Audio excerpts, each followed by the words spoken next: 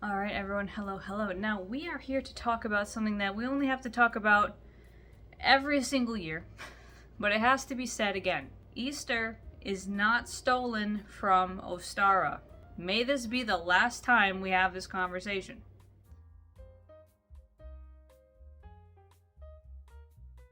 So if you've been on the internet for more than 5 minutes, you've probably seen plenty of graphics and just bad, Facebook misinformation level nonsense, where people are trying to say that Easter, a Christian holiday celebrating the resurrection of Jesus Christ, has something to do with, I don't know, Mesopotamian goddesses like Ishtar, or I don't know, some Eostre goddess from all the way up in Anglo-Saxon territory in pagan times, or I don't know, has to do with Ostara, which is a neo-pagan, reconstructed, very modern holiday. I'm sure you've seen all of these things where people have the absolute most entry-level,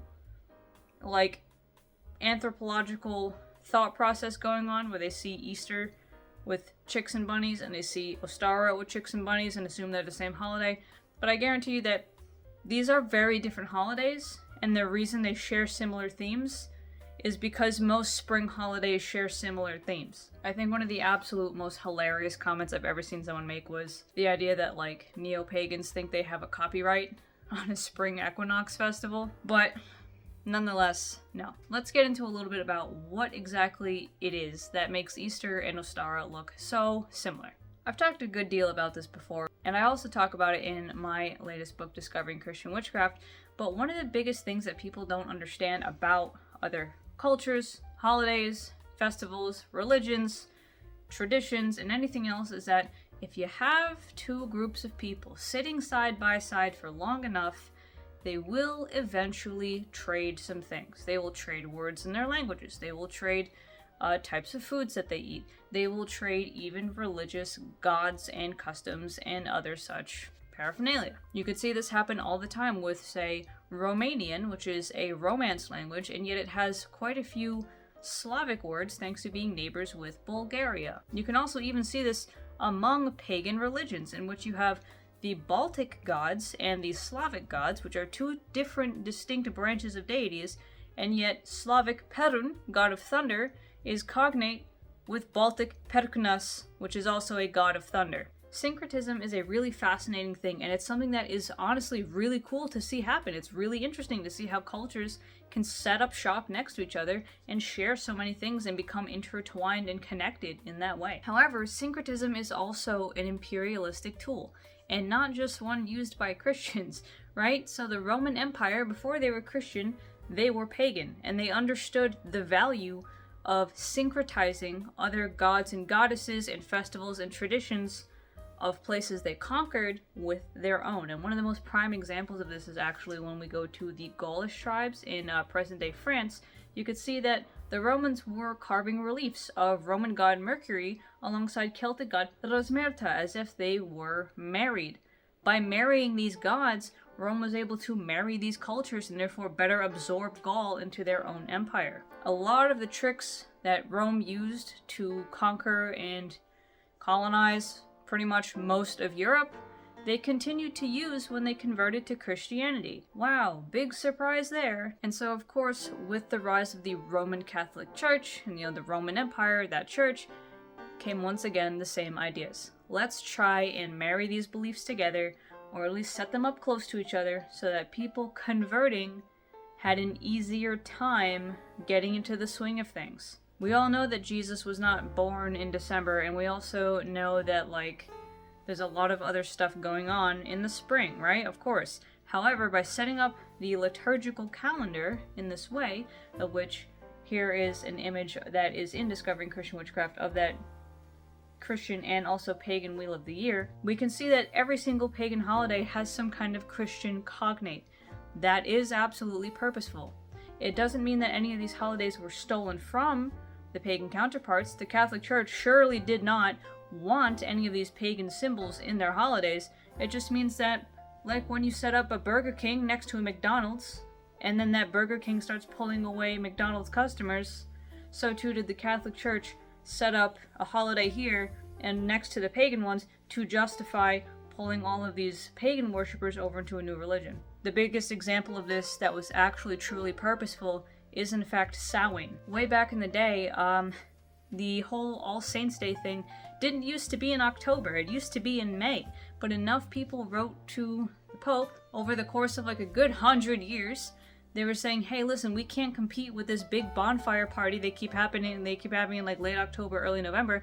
Can we get some kind of festival for Christians that we can do at the same time? Eventually, they took All Saints' Day from May and moved it to October. It had already existed. It was already a holiday.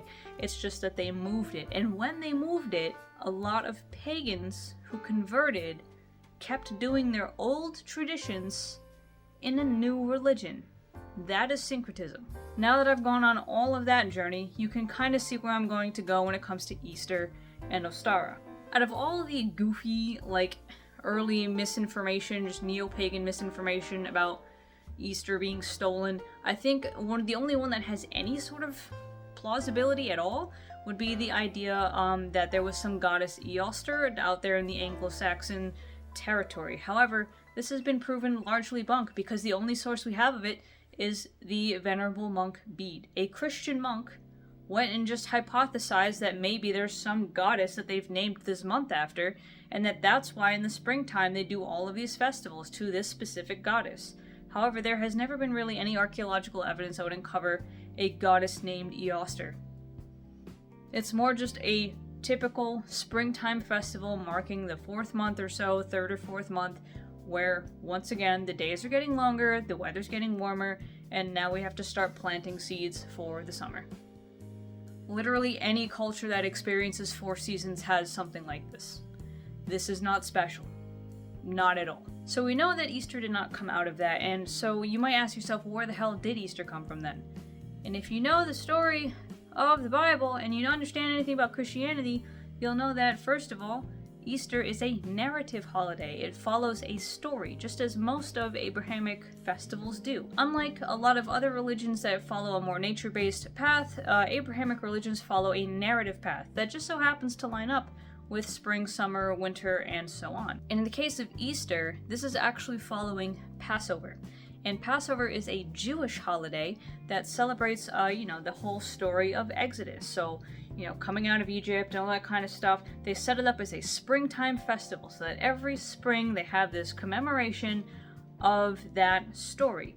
And in the story of Christianity, Jesus' last meal is a Passover meal, not a Seder. Seders are much more modern. Jesus was not having a Passover Seder. It was a regular Passover meal, whatever that meant in his time period. Nonetheless, that is why you will notice that the date of Easter is not fixed on the spring equinox, because both Passover and Easter are decided by the full moon that comes after the spring equinox. The first full moon after the spring equinox, that is how the dates of Passover and by extension Easter are decided. So Easter is the first Sunday after the first full moon of after the spring equinox. There's a whole math equation going on there. That's why sometimes we have Easter in March, and sometimes we have Easter in April. Whereas Ostara, the spring equinox, is always fixed on March 21st, 22nd or so. This year Easter is March 31st, so almost in April. Would have been April 1st if not for the fact that we had a leap year. Last year it was in April.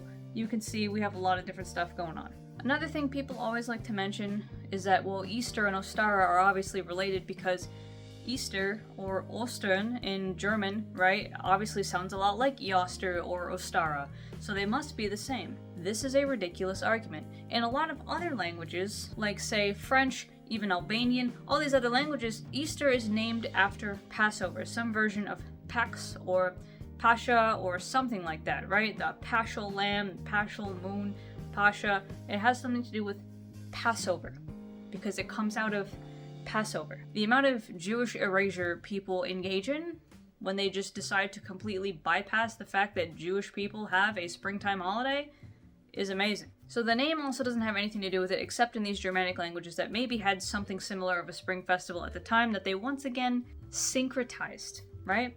So when Christianity spread up here, a lot of these things that were going on over here got syncretized with Easter. And this actually doesn't include the Easter Bunny. The Easter Bunny is a much, much more modern German invention than people realize, Actually, I think came around like the maybe even 1600s or so, by which time Germany was absolutely Christian. So even that can't really be traced back to some kind of pagan lineage. That just is what it is. However, that does bring us the question, why are there chicks and bunnies around Easter if it really has nothing to do with any pagan symbols? And this, once again, has a lot of actually very specifically Christian lore. So obviously, yes, Easter eggs, chicks, bunnies, these have a lot to do with fertility, and so it makes sense to see them around spring. The rabbits pop up in the spring, the chickens are hatching in the spring, there are eggs everywhere, great, yay, hooray. In the case of rabbits, the church actually designated rabbits as, like, sacred to Mary because they didn't realize that bunnies could actually get pregnant twice in the same cycle. So they thought that these bunnies were just reproducing magically without needing to, do the do, and like the Virgin Mary, who got pregnant as a virgin, they said, wow, that's miraculous and amazing. Mary and these rabbits have a lot in common, and since that time there's actually been quite a bit of art with Mary being portrayed with rabbits. It was a sacred symbol representing Mary and her virgin birth. As for the eggs and the chicks, well, there are many cultures that paint eggs as a part of even pagan traditions, especially Slavic cultures like Slovenian, Ukrainian, and other such things. However, there is specifically Christian lore for that too, and this is why the color red among these cultures is also very important now. The story goes like this. When Jesus came back from the dead, everyone went talking about it, everyone went spreading the good news, and Mary Magdalene specifically had actually gotten an audience with Emperor Tiberius. She told him, Jesus is back, Jesus has risen. And Emperor Tiberius said, no. The egg on this table will turn red before I believe that a man could just rise from the dead. And sure enough, the egg then turned red, according to this legend. That is why eggs are now dyed different colors on Easter, and why red is the most traditional color to dye your eggs. So as you can see, a legend like that makes it very easy for Slavic cultures who had always been doing very intricate and beautiful egg art to continue doing it in a new context. There was literally a story already right there that they could just say, oh, well, yep. See, now we're decorating eggs to commemorate Jesus instead of Dashbog and whoever else. Very simple. When something is so important to a pagan culture that even conversion doesn't want to make them let go of it, they just repurpose it for a new holiday. It doesn't mean that the church went out of its way to steal that custom. It just means that they have plenty of avenues for people to easily convert without having to give up all of their old things. Because when they do that, they don't want to convert. And again, the Catholic Church wasn't exactly happy about it, but they just understood that if they were going to convert people that way, it meant they had to give some leeway. They had to take the bad with the good, right? If they weren't going to go send armies everywhere, they had to accept that people were going to do Christianity however they were going to do it, and the best they could do was just send people to educate them on how to properly celebrate a holiday. So syncretism is actually a pretty good thing, because without it, we would have lost a lot of customs. Imagine if we lost out on all of the beautiful ancient art of egg decorating from Ukraine and Slovenia and everywhere else. Imagine if we lost out on all the springtime customs and festivals that connected us with the land still, on top of allowing us to engage with our faith. We would have lost a lot of pieces of who our ancestors were by way of conversion. Syncretism allowed those pieces to stay. So next time people tell you that Easter is stolen, no. Tell them it's not stolen, it's just obviously the people who were pagan yesterday and Christian today just kept doing what they've always been doing, only in a new context. They can't steal their own culture. But I hope that's a helpful breakdown, and I will see you guys next time for some more Christian witch discussions. See ya!